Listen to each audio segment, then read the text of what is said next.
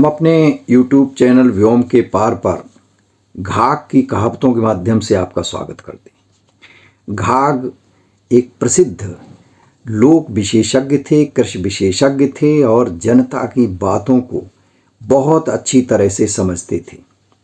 कन्नौज के पास के रहने वाले थे, इसलिए इनकी कहावतों में कन्नौजी बोली का प्रभाव परिलक्षित होता है। देखें इनकी घाघ की कुछ कहावतें देखें।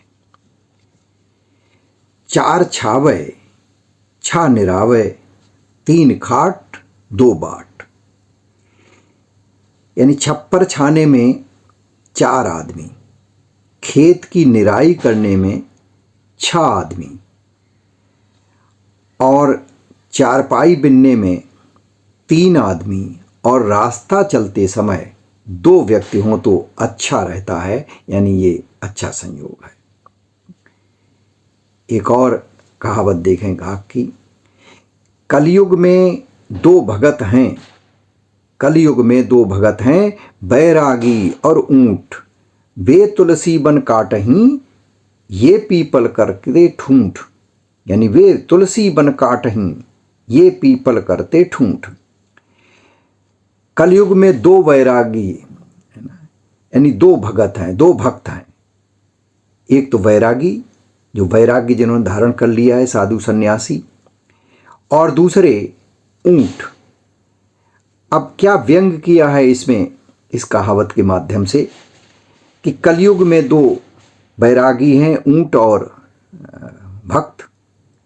बैरागी लोग तुलसी का वन काटते फिरते हैं, यानी जहां तुलसी मिली उसके पत्ते तोड़ते हैं, इस तरह से तुलसी को नष्ट कर देते हैं, तुलसी को खत्म कर देते हैं। और ऊंट पीपल के पेड़ की पत्तियों को खा खा करके ठूंठा कर देता है। और ये दोनों स्वास्थ्य के लिए, वातावरण के लिए, पर्यावरण प्रदूषण को बचाने के लिए बहुत उपयोगी हैं। पीपल भी ऑक्सीजन देता है और तुलसी तो एंटीबायोटिक है और बहुत सारी मर्जों की दवा है। तो ये कहावत के माध्यम से रखा। एक और कहावत देखें कि कीरी संचय तीतर खाए, लोभी को धन पर ले जाए। यानी बहुत अधिक बचा बचा करके जो रखता है, जो कभी खर्च नहीं करता, अपने लिए भी खर्च नहीं करता, ऐसा लोभी का धन और लोग ही उसका उपयोग करते हैं।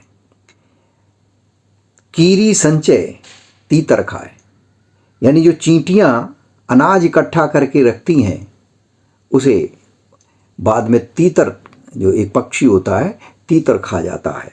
इसी तरह से जो लोभी मनुष्य होते हैं उनका धन दूसरे ही खाते हैं, दूसरे ही उपयोग में लाते हैं, उनके काम नहीं आता।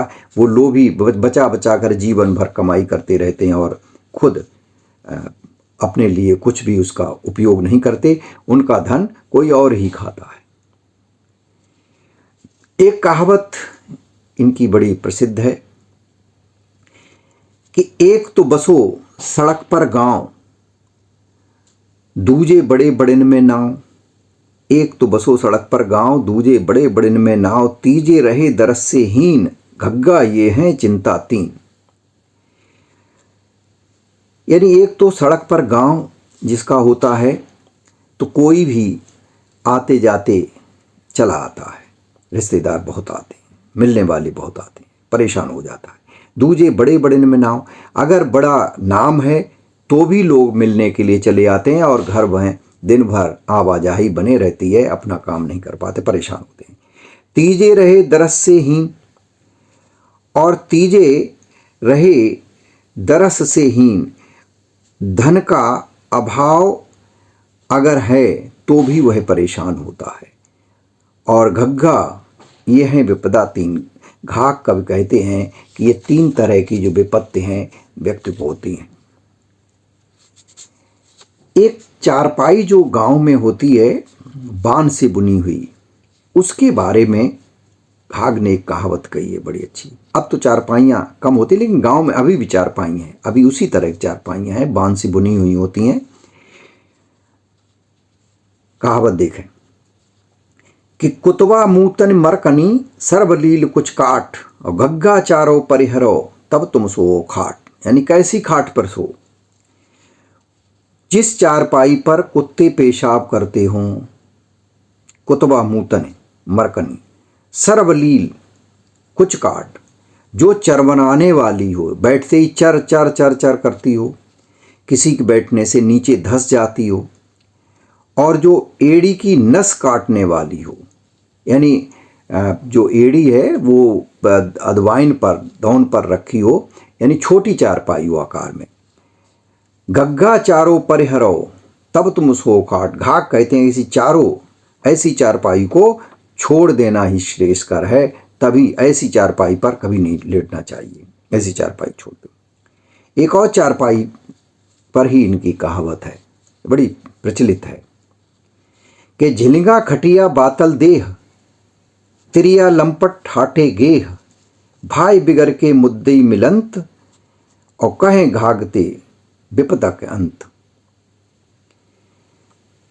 झिलंगा खटिया वातल देह, टूटी फूटी चारपाई, और वायु से वातल देह यानी गैस से भरा हुआ शरीर, वायु से भरा हुआ शरीर, तिरिया लंपट धूर्त स्त्री, हाटे गेह बाजार में मकान, और भाई बिगड़ के मुदई मिलंत, और भाई घर से बिगाड़ करके, आपसे लड़ाई करके जो आपका दुश्मन है उससे मिल गया हो।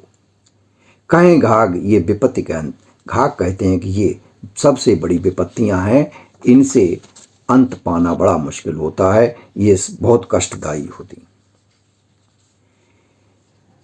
अगली कहावत देखें, जेहि घर साला सारथी नारी की हो सीख, जेहि घर साला सारथी नारी की हो सीख, सावन में दिन हल रहे, सावन में बिन हल रहे, तीनों मांगे भीख।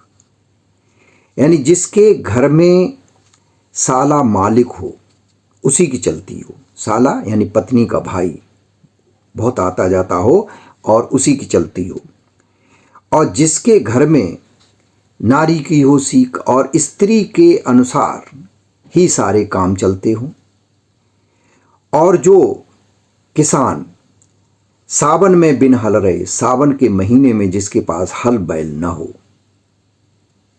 घाक कहते हैं कि तीनों मांगे भीख, ये तीनों निर्धन हो जाते हैं, भीख मांगते हैं। भीख मांगने का मतलब प्रतीकार्थ है, यानी ये परेशान ही रहते हैं। एक और कहावत देखें कि बैल और भैंसा ये गाड़ी के जोतने के लिए, हल जोतने के लिए बहुत प्रयोग किए जाते थे। अब तो गांव में न बैल रहे न भैंसा रहे, और जो जोतने वाला बैल और भैंसा की जब गाड़ियाँ चलती थी न वो बैलगाड़ियाँ रहीं, अब तो ट्रैक्टर का ज़माना है। लेकिन ये कहावत में ये अभी भी है। देखें कि ताका भैंसा गादर बैल, नारी कुलच्छन बालक छैल, बाँचे इनसे चातुर लोग, राज छाड़ के साध है जो। यानी घूर कर देखने वाला भैंसा, ताका भैंसा, और सुस्त बैल गादर बैल, नारी कुलच्छिन बालक छैल, कुलटा स्त्री जो अच्छे चरित्र वाली स्त्री न हो, और शौकीन बेटा, इनसे हमेशा चौकन्ना रहना चाहिए।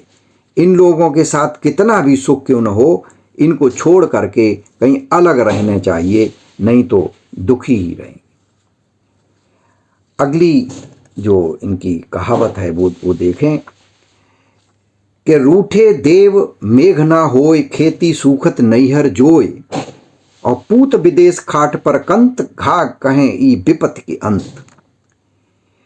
यदि दैव के रुष्ट होने से वर्षा न हो, यानी प्रकृति का ऐसा प्रकोप हो कि वर्षा न हो रही हो, खेती सूखती जा रही हो, स्त्री अपने नैहर गई हो यानी अपने पिता के घर गई हो, मायके गई हो, पुत्र विदेश में रह रहा हो, और पति बीमारी की अवस्था में चारपाई पर पड़ा हो, तो घाक कवि कहते हैं कि इससे बेहद विपत्ति और क्या हो सकती है, ये सबसे बड़ी विपत्तियां हैं। तो घाक की कहावतों में